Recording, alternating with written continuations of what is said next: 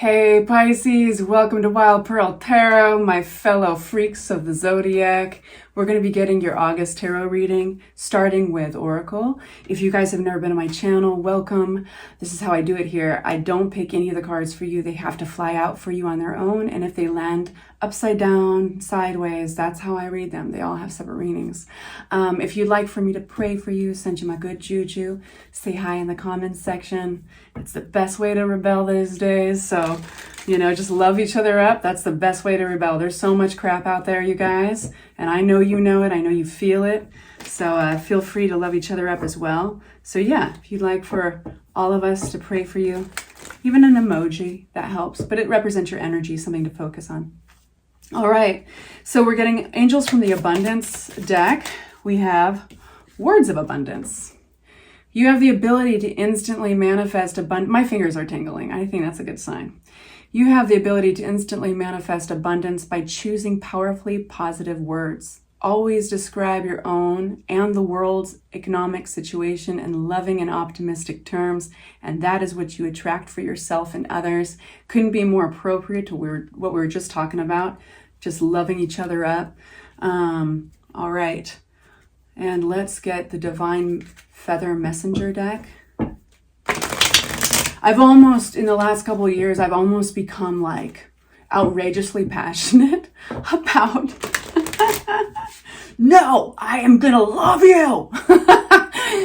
We all have people in our families and our close friends that disagree with us or have different politics, and it's just like, dang, we're polarized, and more so than ever. And what a beautiful way to just cut through all that.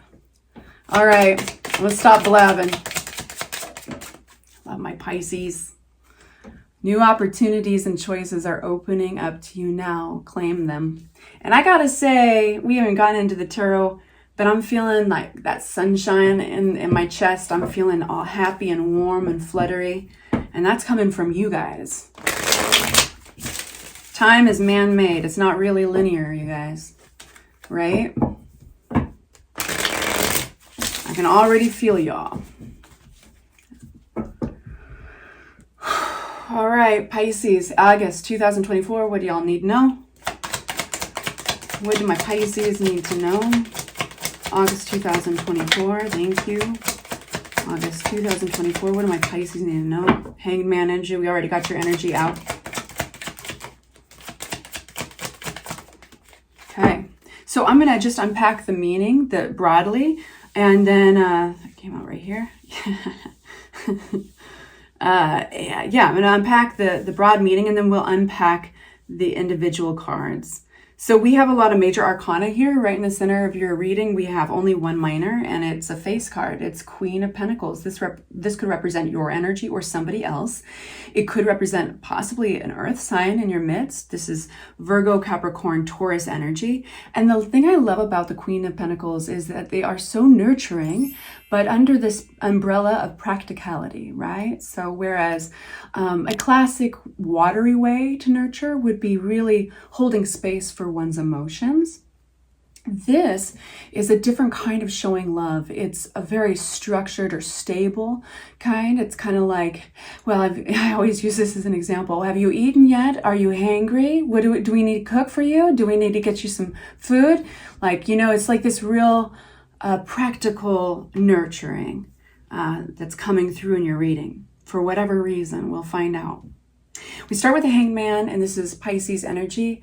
Man, something's been a long time in coming, but there's a perspective here that is gained that is going to greatly, greatly impact for the better your life. But the perspective was gained with a bit of a sacrifice. And he's hanging upside down just to suggest, to symbolize that one has to sometimes go through something weird in order to see differently, right? Looking upside down at the world. We've got High Priestess energy. You've had High Priestess all along on your side, my boos. Like the moon right there, that's talking about intuition. And so this is deep intuition by your side. Keep going. We've got the Hierophant. Hierophant talks about our belief systems and what we commit to. And life is there's so much unknown, and there's so much that can feel out of our control and chaotic. And so human beings, we make these little systems. We compartmentalize little things, and we make our little book of rules about this and that and this. And we commit to those systems. And it holds the whole world in balance for us. Because we're just these vulnerable little creatures, right? So we have to make the world make sense. So this rules over institutions, things we commit to. This can even be religions, and it can be groups. There's people in this picture. It's not just one. So this could be talking about your yoga group or your meditation group, what you belong, the group of people you belong to. This for me would be my tarot group. This would be you guys and all the people that I connect to.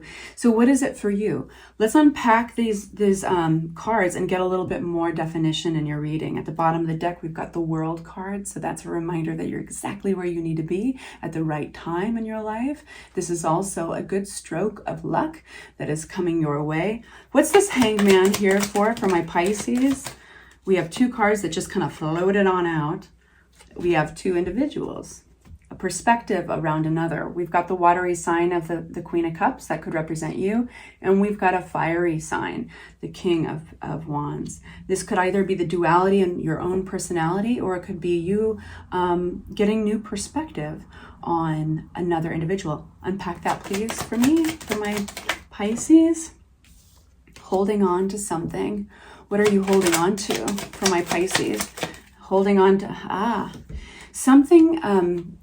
This has taken a long time for a lot of you guys, and it may have been an old relationship, or it could have been even like, whether it's romantic or it could have been family, whatever it was, this needed to it's time to let it go. It's time to let it go.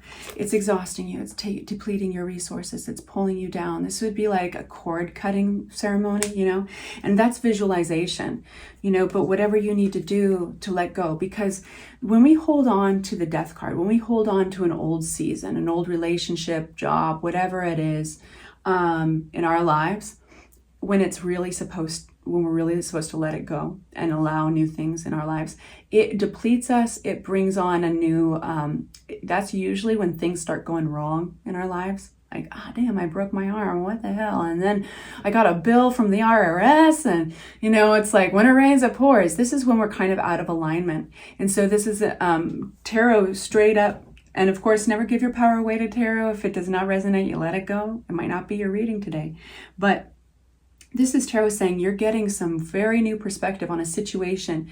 You're ready to cut the ties to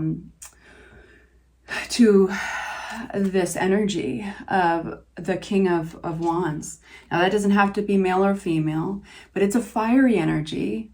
And it could have been just a vision that one was holding on to. And it's like, it's done. It's done. So let's move on. We have intuition here, the High Priestess card. Intuition. What do we need to do? We got Queen of Wands. What an interesting reading. Making new plans possibly with another individual. Queen of Wands is another fiery individual. They have some attributes that are similar. Maybe you really love those attributes. I love fire signs, and I'm a Pisces. I look for certain characteristics, that they all have in common. And so this person's really confident. They're very attractive. The Queen of Wands likes nice things too. And this is making new plans, following one's intuition. And I don't know why, because I don't normally feel this in a reading between face cards, but there is a strong need to tell you that for some of you guys, this is a duality in your own personality. It's not another individual. It's interesting. But for whatever reason, I have to tell you that. So if that resonates, that's accepted too. But this is making new plans, not necessarily jumping on them yet. And this could even be travel, but like really going through, working out the details of what could be. And then we've got the Queen of Pentacles here. What is the Queen of Pentacles in our reading for Pisces, August 2024? What is the Queen of Pentacles? We have the Page of Pentacles, willing to humble oneself in a situation, to expand, to learn more. Learn more about this Queen of Pentacles. Healing. So basically, the Queen of Pentacles, like I said, with that practical nurturing side, this could be healing with an earth sign or healing with that earthy energy, possibly learning more about the situation, researching more, possibly letting it grow, giving it a chance. And this, for some of you guys, is going to be really a relationship that maybe you cut off, or you haven't fed, or you haven't healed in. And it feels like a different relationship, okay? So basically what the energy is of this reading, just to summarize, is like, hey, you've been holding on to this King of Wands energy, and that story, that chapter, the book needs to close. You know, it's depleting you. Maybe you've been holding out for something there, and you're just like looking out the window. Is it going to come any day now? And what is that depleting you of?